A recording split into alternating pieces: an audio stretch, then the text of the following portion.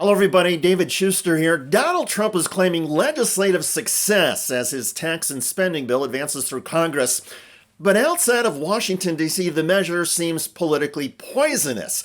In fact, surveys now show the American people, by overwhelming numbers, hate the Trump Republican bill. If we're talking about adjectives, how about they think it's awful, they think it's horrible, and to quote our colleague Charles Barkley, terrible, terrible, terrible. What are we talking about here? Well, let's take a look at the net favorable rating on the big, beautiful bill. I don't just got one poll for you, Omar. I got 5 of them, and the net favorable rating, minus 19 points, Washington Post, minus 20 points, Pew Research Center, Fox, minus 21, Quinnipiac University, minus 26, KFF, minus 29. You don't have to be a mathematical genius to know that when the net favorable rating of your bill is somewhere between minus 19 and minus 29 points, that it is not a positive bill as viewed by the American public. The American public at this particular point hate the big, beautiful bill. As far as they're concerned, it's not a big, beautiful bill. It's a big, bad bill. The nonpartisan Congressional Budget Office says the big, beautiful bill is going to cause 17 million Americans to lose their health care coverage. Some of that is because of drastic cuts to Medicaid, which are also projected to cause hundreds of community hospitals and health clinics to close. The bill also eliminates billions of dollars worth of food and nutrition assistance. The cuts in this bill help fund some of the tax breaks for the wealthy. That combination of rich people getting more favors and nearly everybody else suffering more has been the nonpartisan storyline for months.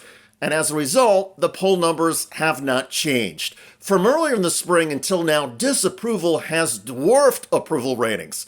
The unpopularity reflects a striking change from views of Donald Trump's actions in his first term compared to his efforts now. Donald Trump got elected to a second term because people look back at his first term and they said, you know, we thought his first term agenda helped our family. You see this here, Trump's policies in your family. Trump's first term agenda, 44% said it helped their family, compared to 31% who said hurt. But look at the big, beautiful bill. Look at this. Just 23% of Americans say that the big, beautiful bill helps their family, compared to 49% who says it hurts their family. No wonder they hate this bill. Folks elected Donald Trump to a second term because they wanted him and his policies to help their family, but they think the big, beautiful bill does the exact opposite of that. They think it hurts their family. In his attempt to tamp down the strong public criticism of his bill, Donald Trump has been making a variety of claims.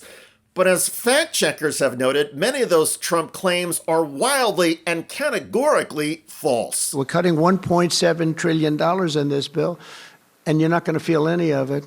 And your Medicaid is left alone. It's left the same.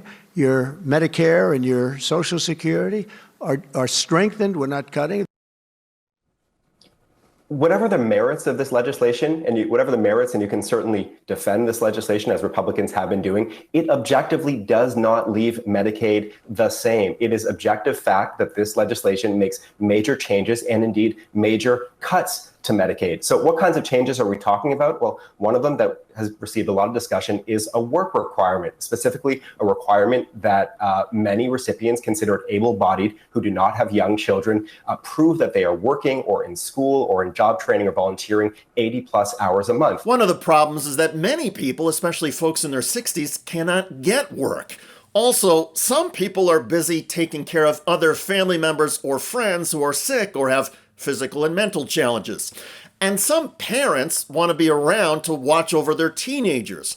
But the Medicaid work requirement is strict and does not provide that kind of exemption.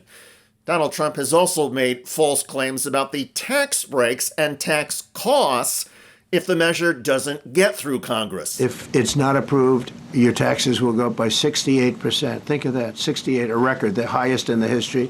The Democrats won't approve it only because politically it's so good for the Republicans. The Democrats aren't approving it. But think of what they're not approving. They're not approving border security. We've done a great job at the border, but we have to add some wall. We have to do, various things.